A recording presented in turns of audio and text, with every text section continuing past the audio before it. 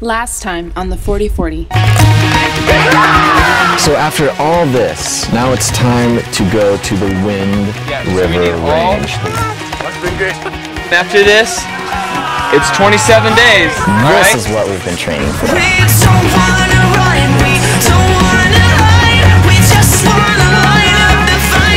For us to travel through that would be a nightmare. So we needed snowshoes and we needed that. It means it's gonna be amazing and challenging, fun, and unpredictable, Merritt. We were seeing spots of snow like here and there, and it was like, okay, like this isn't bad. And then we like got into the higher parts. There's snow just everywhere. A lot of people were like going to their waist, crawl and dig themselves out, which was quite hilarious / frustrating. I got post all too deep. By the end of the day, we were all hurting. We finally get to camp, and Ethan just does the most unthinkable thing. Oh my God! Tomorrow's gonna be intense. I think we're gonna be climbing like a lot of vertical feet. I just went down, look at a couple different routes. We didn't run into a river, we ran into the biggest body of water I've seen in the winds. There's just something about pushing yourself beyond what you think you can do, you know? This is what it's about. It's about pushing yourself as well as really learning how to abide with Christ in trials and circumstances and situations and press in. Besides today's hike, it's been simply amazing and a blessing. I don't know, God's just really meeting me out here and like is just showing me like his glory and like in the pain, if that makes any sense.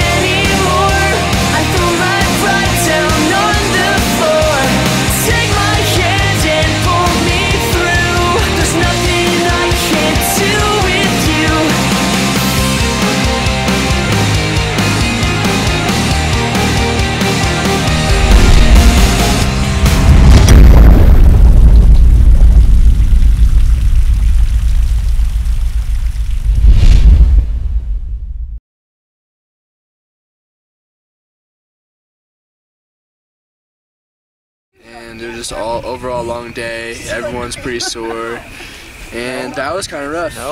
Getting through that was pretty hard, but we all made it, and we're finally here at camp.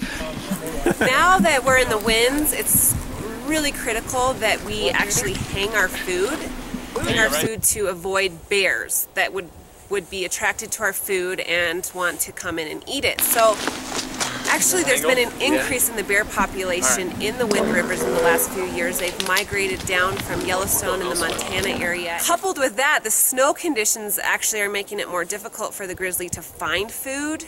And so this is a year that we have to be super intentional about hanging our bear bags and hanging them well. However, hanging bear bags is definitely an art form. It's not a one-man job. It requires the whole team to hang your bear bags because they're heavy. One person is hoisting the bags. So first thing you're gonna do is you're gonna find a little rock. You're gonna tie it around your bear cord. When you throw it, also it can also swing back and hit you. There's the back. Need to get the cord over the top, then the others are helping pull it up, and so it's just it takes a little while to get used to that. Matt's gonna lift it, and I'm gonna hold the weight on this stick. Okay? You might have to get a bigger stick, bud. Yep. And it's certainly you know, sometimes even humorous to watch the students as we first demonstrate it and then they're doing it themselves. How tall is that? I mean, from a 6 foot tall man is 8 feet tall with his hands up. You know, that's only like 4 feet from the tree, but we're using our resources with what we got. Ideal is 10 foot. This is our first day in the winds, so it was pretty, it was awesome because we're seeing like, you know, awesomeness, but We weren't supposed to have snow till day 3 in the winds, and it's day 1, and we were hole punching, or fist punching. We were stick potting it. We were post holing. This is not your normal 40-40 expedition, like simply because of the weather and the snow conditions. And so as a result, our 2 greatest objectives are going to be traveling through the snow, especially in northern slopes, and then the next is going to be the river crossings. And coming from a wilderness professional, the river crossings are our most dangerous thing that we can do. They're real, and with the amount of water that's coming down, they're going to be, we're just going to have to be super safe and really plan ahead and make sure everybody's OSV. And we recently had to get snowshoes, so I've never had snowshoes, so I mean, I think that will be interesting. I think we'll be using those tomorrow also. Be LOD tomorrow, so it's been pretty crazy. On the back of the tree? Yes, back of the tree OSV and back through the hole. Is a tool we use to help the group and empower leaders of the day, as well as empower the whole group to be successful. The first stands for oriented, means everybody's always oriented on what's going on. When everybody's oriented, it's easier to move. It's easier to do the things we do. Like everybody's on the same page. So oriented, safe. Safe physically is just I'm not put in a dangerous situation. So it's safe physically, but it's also a safety emotionally, spiritually. You know, in order to go where we want to go, to help young adults transition from their actual to their potential in Christ and really start inserting their lives in the kingdom, you really have to go to hard places. You have to go to places of brokenness. You have to go places where you've been resisting Christ and not giving things up. And most millennials, because they've been betrayed by some form of authority, a father figure, they don't like to trust, and rightfully so. Some of the stuff that has come up on this course has been pretty intense, and I don't blame them for not wanting to trust. But when you know it's a safe environment, you can trust people, and it's awesome. So oriented, safe, and then valued. Another way of saying valued is loved. There's an equal value in it. Just because I'm an instructor doesn't mean I'm more important. Everybody's a son of the living God, and the value of everybody is of equal importance. We've been talking about what are called orphan pockets. Basically, it's just like an area that you have not let God father you. And you know, some people may think it's like a fluffy term or whatever, but it really is like practically like living when you live out when you don't live out your theology, when you don't really see God as reigning and fathering you over an area in your life, you know. And like one of the areas like that I don't let the Lord father me is like in fear. Like I fear like abandonment or rejection, you know, as opposed to being afraid of, you know, like the bears. I'm not really afraid of the bears, you know. But there's just real hard issues that, like just being free and actually acknowledging that God is your father, you know. And I've just had a great time. I get to be outside every day, all the time, and I love being outside. It's not like I just get to take my lunch break outside. I live outside, you know. We all do, and we love it. So it's been really good, and we are, you know, been learning a ton and growing as a wilderness family, and I love my wilderness family, and I'm glad I'm on the 40.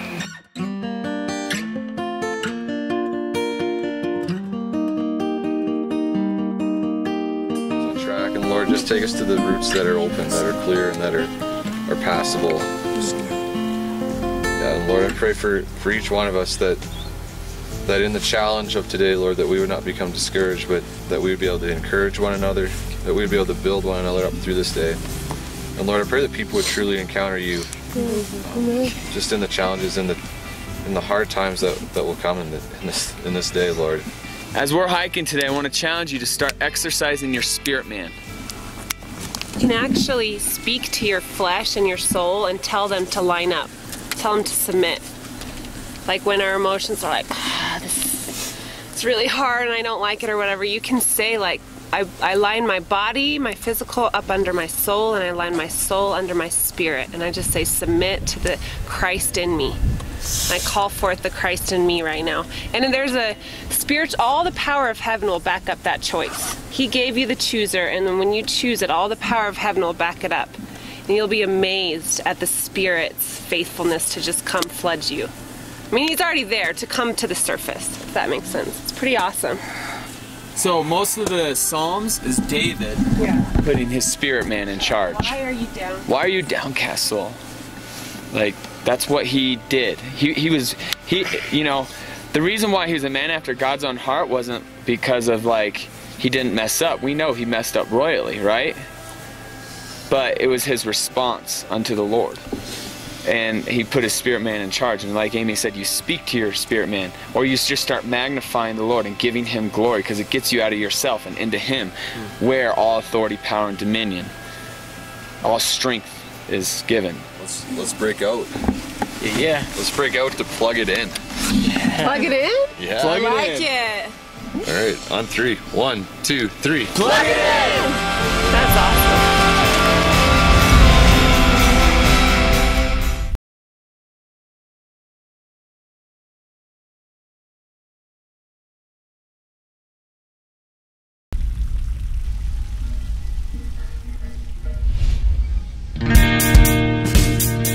Now that we knew we couldn't do the river crossing, we had to hike Lightning Lakes all the way around to Raid Basin to get back on track. On the snowpack and traveling on your snowshoes with heavy packs because we have a new re-ration of food, it was definitely a challenge from the get-go. What are you doing right now?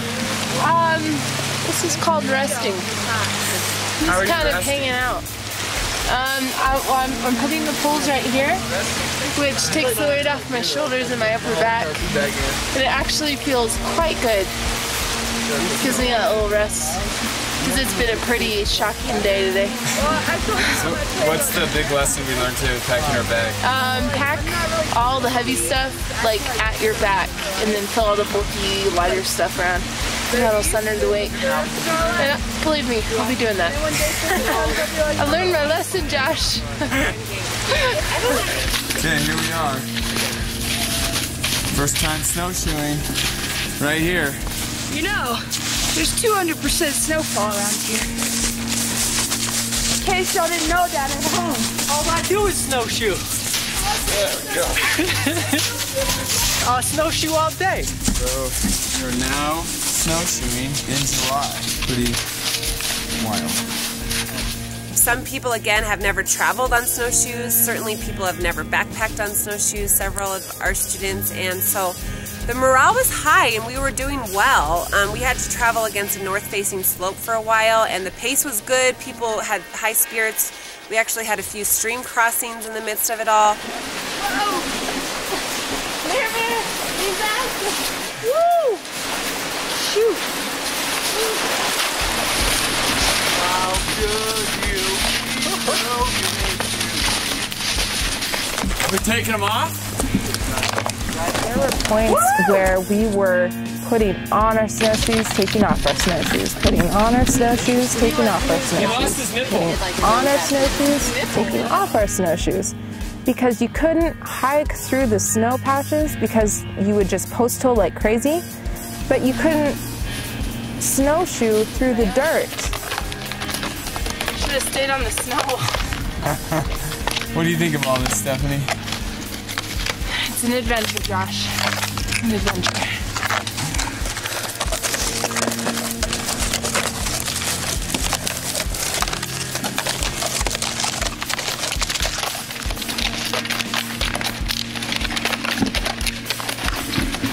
It took probably 3 or 4 times the amount of time that it would have taken us regularly to get through this area. So a lot of us were just struggling. Well, I was getting in the groove and then I tripped over my snowshoes and I went sideways and backwards and forwards all at the same time.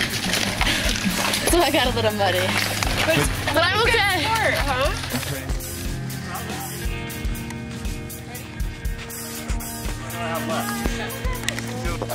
So there were points where we had to send scouts out ahead of us to try and find these trails while on this hike, the first objective hazard was a north-facing slope, and this north-facing slope was covered in snow. We were the first people to go through it. The trail was all under snow, and it was just difficult travel. People were post-holing.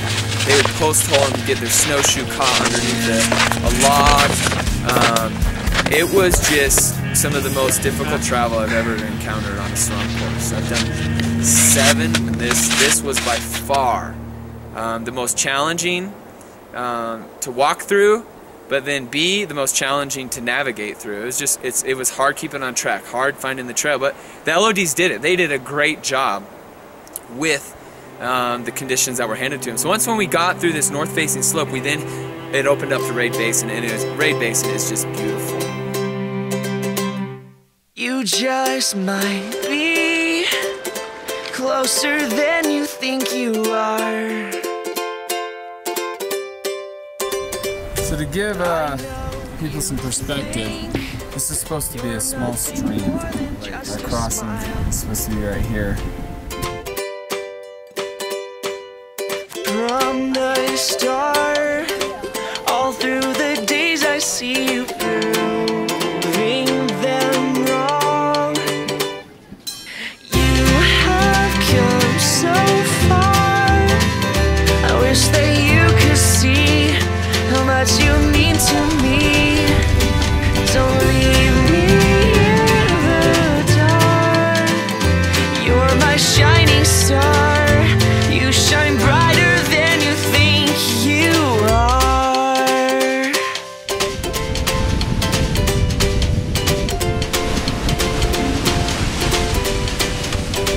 We're walking through it, and what was interesting about Raid Basin, it has some major drainages from Raid Peak and the Bonneville Basin area, and these drainages were just flooding this area with water. And so again, we kept getting stopped by these dangerous river crossings. It would be fine, but there's millions of bushes everywhere. It's okay. It's all about the fun, right? You have come so far. I wish that you could see how much you mean to me. Don't leave me in the dark. You're my shining star. You shine brighter than you think you are. There's supposed to be a river crossing. It's supposed to be a small stream. I don't think we expected it to be this big, but so we're gonna like build a bridge, right? This was supposed to be where we crossed the river, creek, but obviously we're not going to be able to cross. So what we're going to do is just keep following it all the way around until eventually it's a lake that drains out into this river. So we're potentially going to have to walk all the way around that lake. So yeah! Woo! It is. Do it! Dream Lake. The good news. It's Raid Lake. The good news is Jesus Christ died for our salvation. That's right. Let's rock it. Let's do it.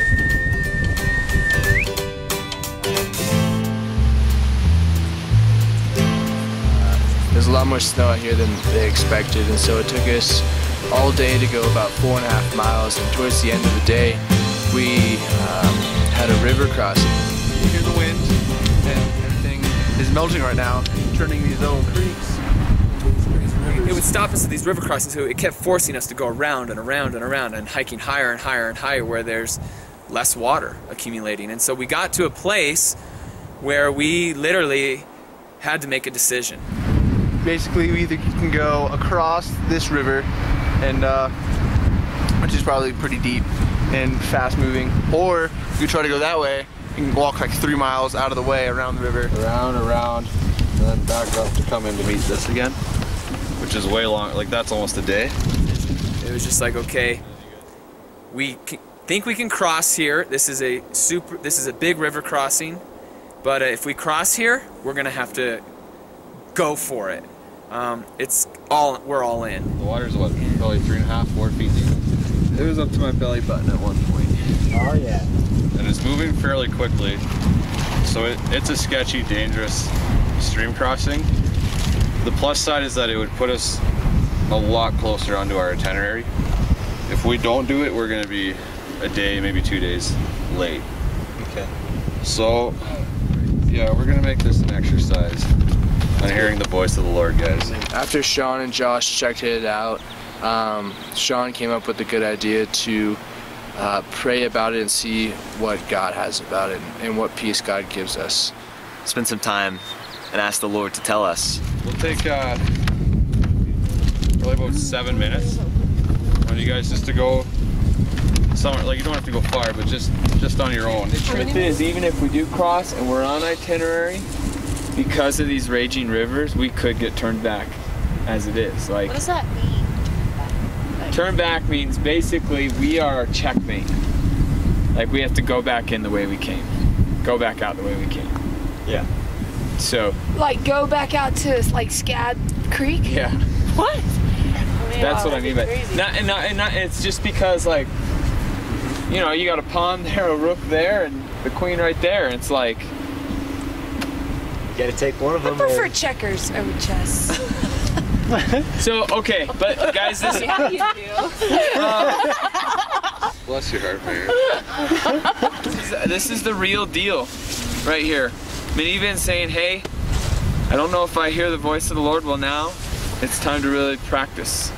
Can I tell a story? Please do. So with Maps Edge Ministries, who I'm going to be working with, this is something fairly common that they do if you come to a situation like this, where you either have two really good options or two really bad options, like today, or just two decisions, and you have to choose one. And so one time we were in the Sahara, and for certain reasons that I won't say, but we had to make a decision to go one way or another. And so we all went and prayed as a group. There was about 20 of us. We came back 5-10 minutes later, and we were divided right down the middle almost. So we went back again, and we prayed again, and we were all the same. So. Turned out to be the right decision?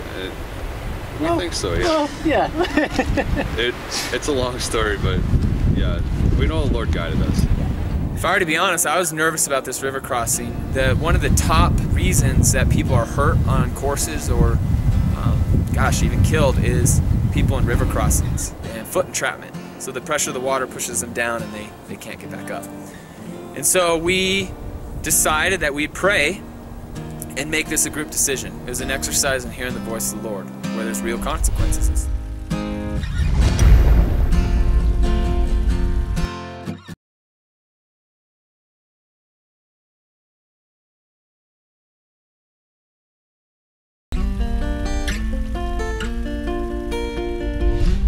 And so we all went off on our own and asked the Lord to tell us. And the first river crossing was kind of a challenge for me because I was having a really rough day. I messed up my hip on kind of a bad fall, so yeah, I was just struggling. I'd kind of broken down and was just really having a hard day. And when we were asked to pray on whether or not we're gonna go across the river, it was kind of one of the first times on the trip that like I felt the Lord really had spoken to me, just in a sense that I felt like he kind of, not necessarily broke me down, but just kind of humbled me into being like open to his grace and accepting whatever he had for me. And I was, you know, praying and trying to like take this seriously and, you know, seek the Lord about it. And when I did, the only thing I heard that like, I got this sense we were supposed to cross the river now as opposed to later. I think we're supposed to cross. I think so too. I think so too. So do I. So when we all came back together, it was like we all had the same answer, which is kind of like, you know, I mean, a group of 13 people, like, I mean, that's just not really gonna happen that we all think. So that was kind of cool. I personally felt like the Lord was like, yeah, go forth into the promised land.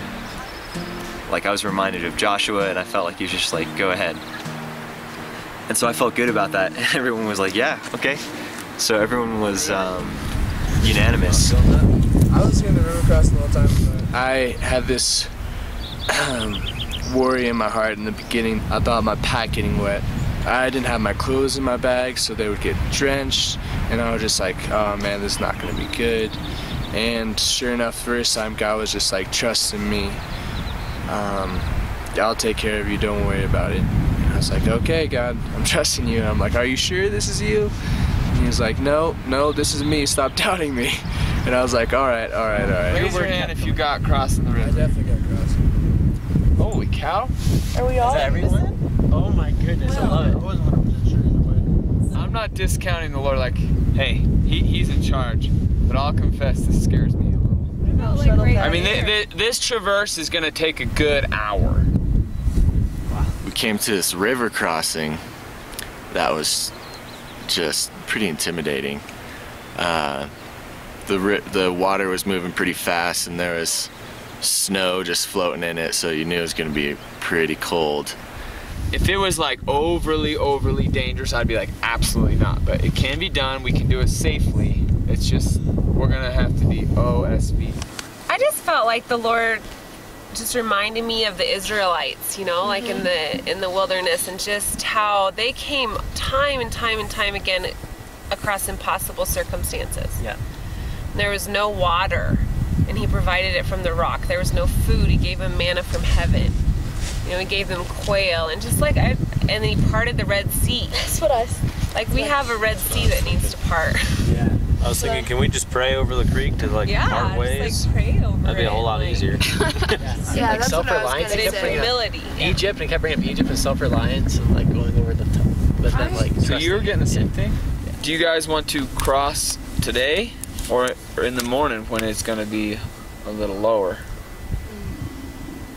Will it be lower? No, actually, for some reason I thought of camping here today and then seeing if it'd be lower. If we do it now, then we have opportunity to let things dry and like chill out. Whether if you do it in the morning, then you're going to start out wet and be wet.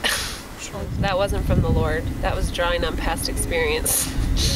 Now, here's the deal, guys. I just want you to know, based upon the river crossings, like, you guys just need to be oriented. Like, some of these rivers are so high that we just might get to the point where to make it with the food ration that we have, to get to where we're supposed to be, it might be better to hike back out and start again at another starting origin. By going through here, this increases the odds of success. Well, probably if we went around, we wouldn't make it. Josh, did you get to, though, that we should cross the river? To be honest, I don't want to cross the river, but yeah. I did. So. What about if we pray for crossing the river today or tomorrow? Yeah, that's what I think we should do too. Not to be over spiritual, but I mean, it came back pretty clear last time. Maybe just press it again. Yeah, let's do it. Okay, do we want to cross now? It was like 4 o'clock, which is about the time you want to start making camp. Or do we want to cross in the morning? And they're like, well, let's just go pray about it again.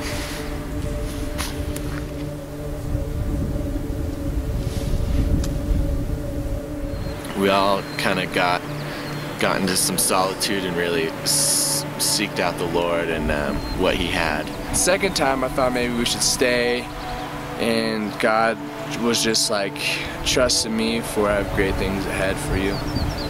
And I was just like, wow, let's get this done with. I was just pumped now. I just kept hearing like press on. I got the story of like the spies who go and then come back and return and kind of share, and like they don't end up pressing on. I felt the exact same thing, like press on and go for it. Don't let fear overtake you. Assumed from the first time we went to pray about it, I felt like we were just supposed to go as soon as possible. Raise your hand if it's today. And T? I don't know. It's just like, I just hope that our hearts are in the right place and it's not about adventure. Did you still believe, though, that we're supposed to cross? Yeah, for sure. But can I just share? This is disconcerting because like I didn't hear, but like I sensed. Seems like the Lord has something for our hearts here, like to sit and wait, so that like our hearts are prepared to cross. Like that's kind of how I felt. Ethan had something else, like he just really felt like the Lord had something for us. He felt like we should cross the river, but like the Lord specifically had something for us here. And you know, it was really brave of him to like say that, you know, because he was the only one. I'm willing to go back and to pray and check, or if you guys all feel good about it. I think for me, like, the Lord like has humbled me enough today that I don't really feel like pressing on. But for me to like not feel like that and still like sense that is like, it feels more for my spirit than like something I would just like arrogantly think. Well, we did talk about moving out of our spirit man today. I think Merritt and Ethan were really connected, what Merritt was talking about, and I think Ethan was kind of the caution to kind of focus on what Merritt was talking about. So I think the Lord wants to speak something to our hearts before we make the cross. I think it's important. Value your heart. Yeah, value your heart. Oh, like each individual before? Yeah, let's do what Anthony says and just see what we get. You know, and he was just like, all right, let's go seek the Lord again. You know, so I went and prayed, and like, and I was really trying to hear something from the Lord, and the only thing I heard was like, walk humbly, humility, like walk humbly with your God. And I'm like, okay, like be careful when you cross the river, maybe, I don't know. And it was almost unanimous to cross that day. What I believe I heard last time, I thought I heard the Lord say, I've prepared a place for you here. I've missed the Lord before, but I just wonder if there's anyone that needs like prayer for anything spiritual, like specifically. And Ethan had this other idea that maybe someone has something else on their heart, some other worries or problems that they're worried about. Like with what Anthony said, like I just wonder if there's something before we cross that, like if. It's when Ethan came up I think it was the second time, and asked. He felt like somebody just needed needed prayers and everything. I guess Tosh had something on her heart, but she didn't end up saying it. Does anyone feel like there's something that needs to be fixed in their heart? I really wanted to say something, and but I'm not like really good about like bringing like my issues into attention in front of other people, just because I struggled with like just self-reliance and like not, you know, showing weakness. So and that was something like the Lord was working on with me that day. But and so I didn't say anything. You know, Ethan still has that, you know, and everybody's like, well, we're definitely supposed to cross the river, and people had other different things, you know, like. I don't know if this will make any sense at all to you, but I felt like the Lord would say to you that this is your time. Just that phrase, but I don't know if that resonates at all. I don't feel anxiety about it. Is the only.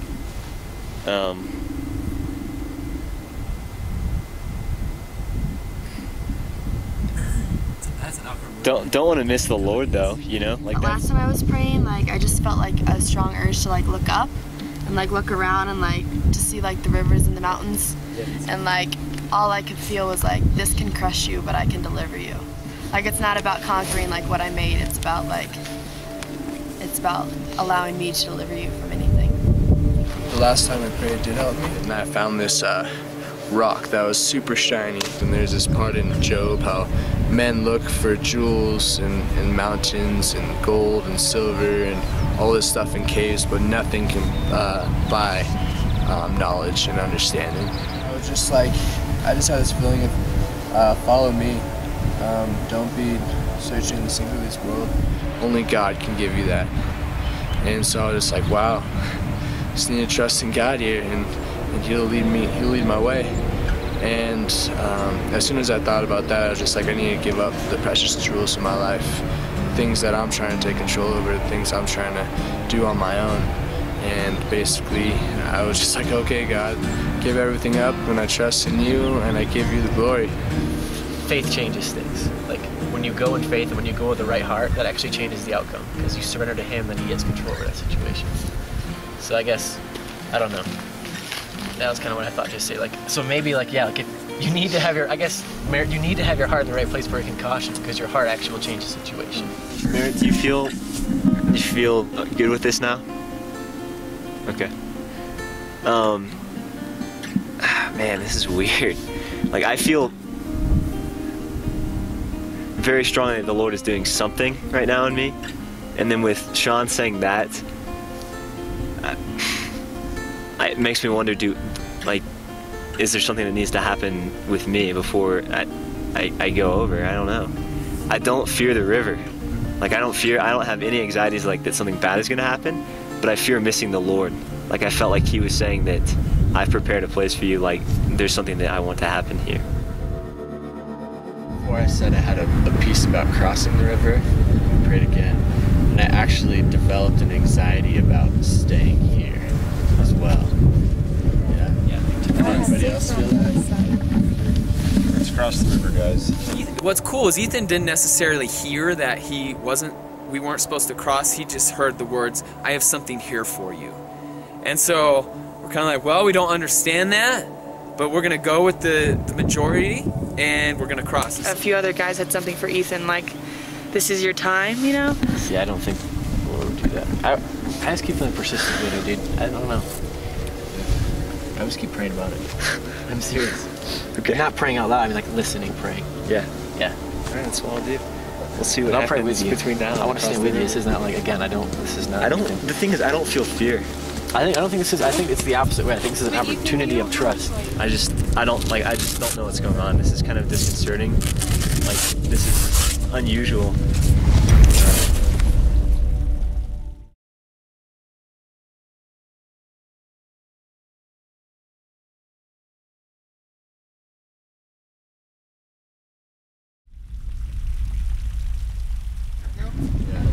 Our biggest and strongest go first, and then we'll see how it goes.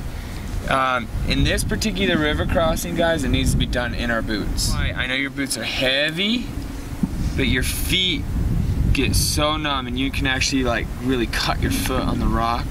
We'll put our boots on, and then everyone will shuttle their packs down there. Once the packs are shuttled, what we're gonna do is we're gonna go across like this as a train. All right? That way all of us. We prayed about it a lot, and we felt like this was the right decision to make. So we're all pretty confident in making it over. We took our socks off, you know, not just to look good, but just not get them wet. Where are we crossing exactly? Oh, right at this outlet right here.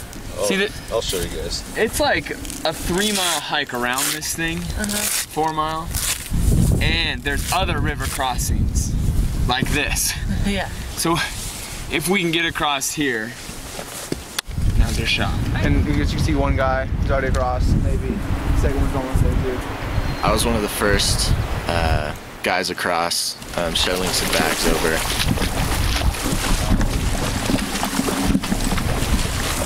It was a big river, so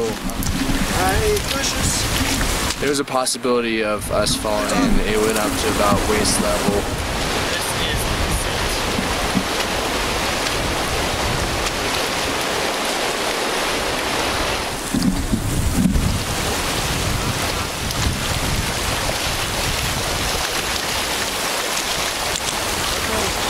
So guys, there's key rocks that you gotta step on, right?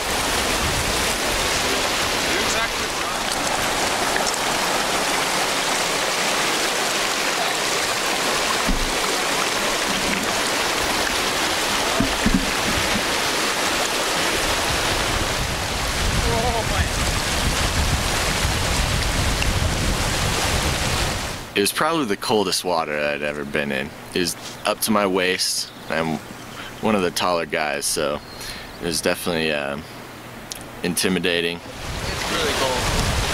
I can't find it. It's like 1,000 knives stabbing your legs.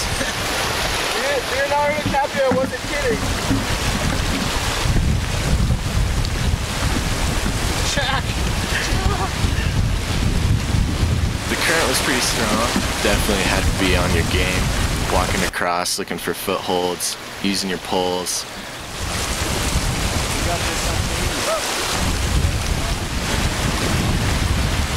Alright, Will?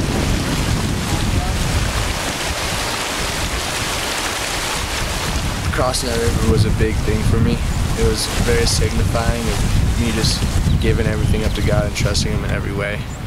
Because I mean, in little things, I would not trust him before. It was so cold that your legs just started stinging after a while. And I kept waiting like, oh, it'll be fine. Once my legs go numb, we'll be fine. It didn't happen. It was just very, very cold.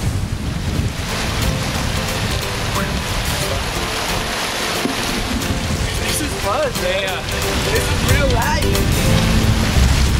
Hey guys, look at the piece of ice going down. God. See right there? What? That's a piece of ice. There's water. Ice. See all that snow? That's not the end of the lake. That's just covered in ice. We're spotting. So if anybody falls, we'll grab them. If the pack falls, we'll grab it.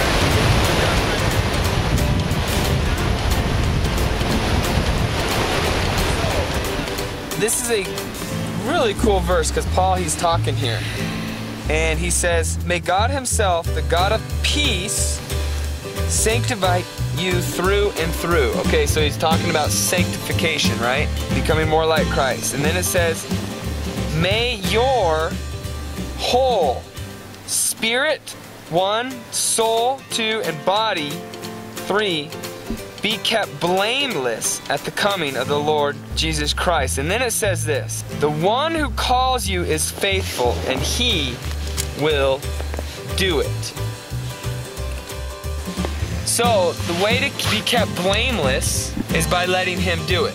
You can't be a Christian on your own. The only way you can be a man or woman of God and live out the destiny on your life is to let Christ on the inside of you grow and expand to the point where Christ is bigger than your body, bigger than your soul. And that you are actually literally emitting the image and nature of Christ himself.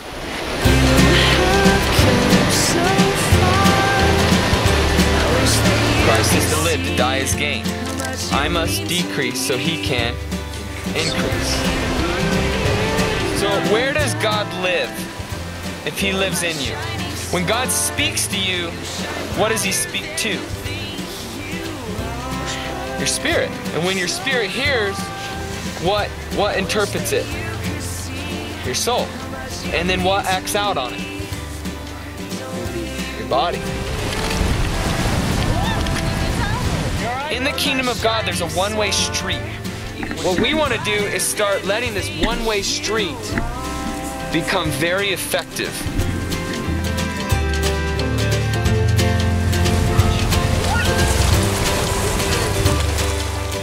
Definitely intense. But we all made it across fine with no incidents, and God had his hand in our river crossing. It just shows that God is great and he's a provider, and we can trust in him.